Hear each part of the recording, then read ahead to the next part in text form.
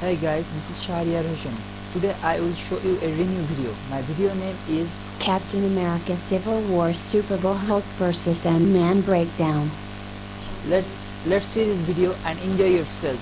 If you like this video, please subscribe my channel and like my video. Thank you.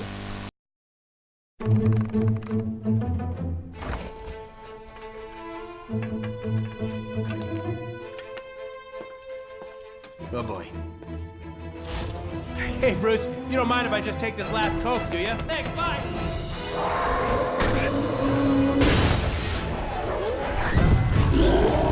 Oh, you do mind?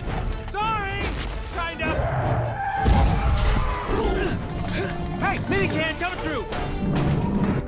Dead end. Not awesome. Okay. Wow, so angry.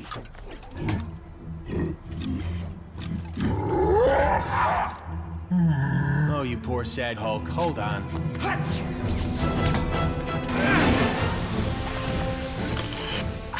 Wow, you have the greenest eyes.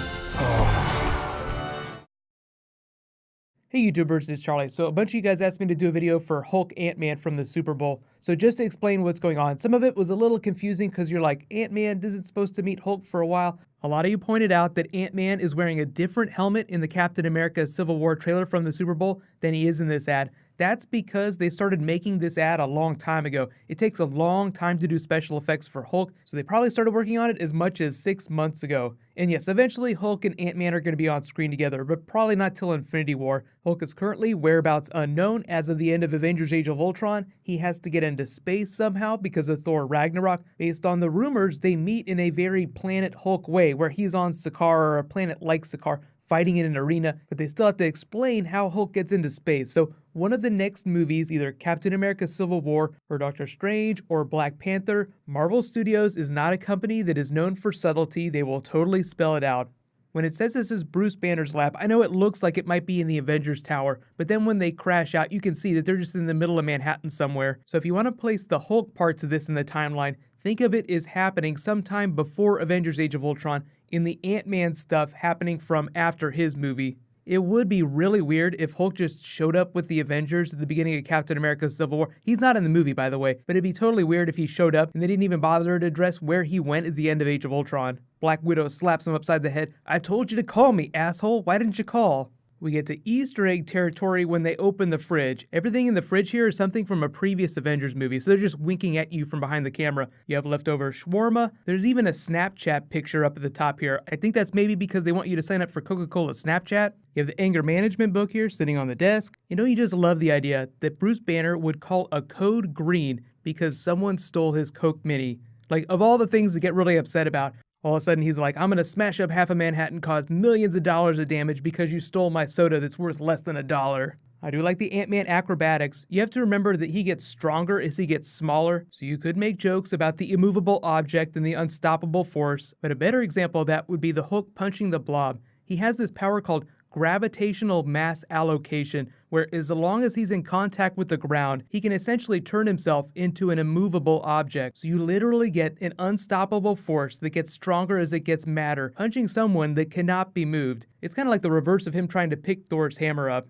And obviously for the sake of the ad, they want him to open it and drink it like a normal person would drink it. But I think if the Hulk was really thirsty and did want a Coke and couldn't open it, he would just squish it with his hand, pour it all into his mouth. He'd probably even eat the can.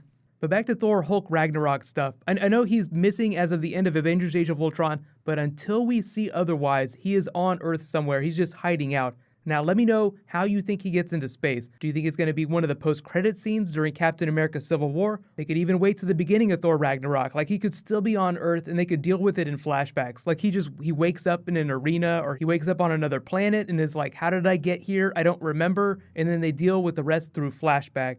Marvel's getting a little bit better about the way it does its origin stories. It's not the linear, old school way, like, beginning, middle, end.